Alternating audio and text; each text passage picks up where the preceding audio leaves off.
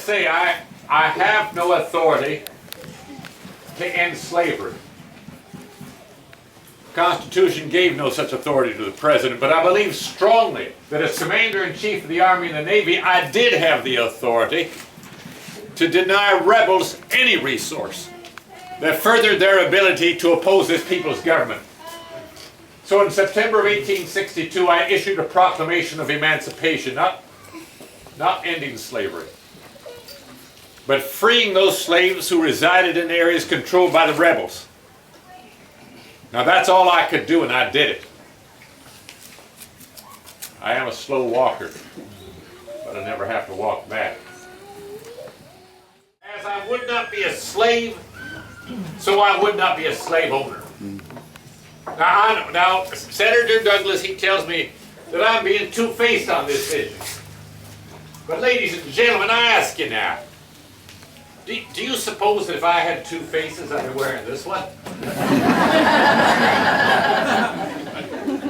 Listen to our Declaration of Independence. We hold these truths to be self-evident, that all men are created equal, that they are endowed by their Creator with certain inalienable rights, that among these are life, liberty, and the pursuit of happiness. What we need to do, ladies and gentlemen, is to re-adopt the Declaration of Independence and those practices and policies that harmonize with it. And you know what will happen if we do? If all Americans, North and South, join in this great and good work, well, we will not only have saved this Union, but we shall have so saved it as to make it and keep it forever worthy of the saving. The cemetery was laid out in the hills above Gettysburg, with the boys North and South laid to rest side by side. And in November of that year, November of 1863, a great dedication of that cemetery was planned.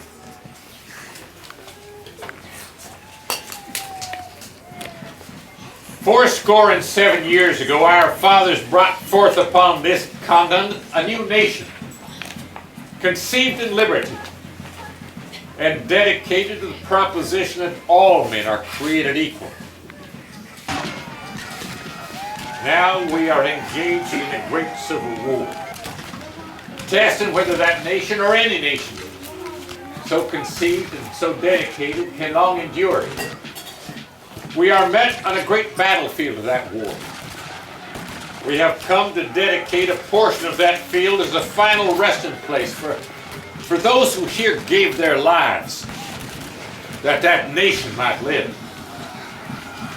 It is altogether fitting and proper that we should do this. But in a larger sense, we cannot dedicate, we cannot consecrate, we cannot hallow this ground.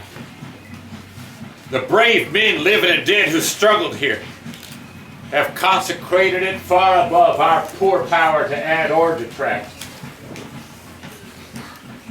The world will little know nor long remember what we say here, but it can never forget what they did here. It is for us, the living, rather, to be dedicated here to the unfinished work which they who have fought here have thus far so nobly advanced. It is rather for us here to be so dedicated to the great task remaining before us, that from these honored dead we take increased devotion to that cause for which they gave the last full measure of devotion. That we, here, highly resolve that these dead shall not have died in vain, and that this nation under God shall have a new birth of freedom, and the government of the people, by the people, for the people, shall not perish from the earth.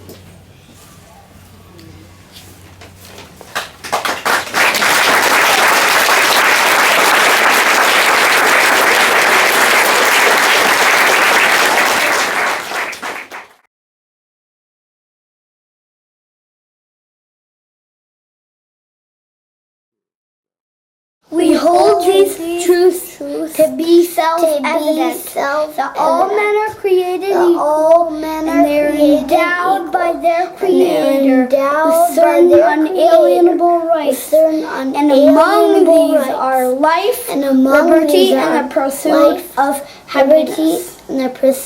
of happiness. Very, very good. Okay, let's do it once without hiccups. Not again! Without hiccups. I can't use that one because it's had hiccups.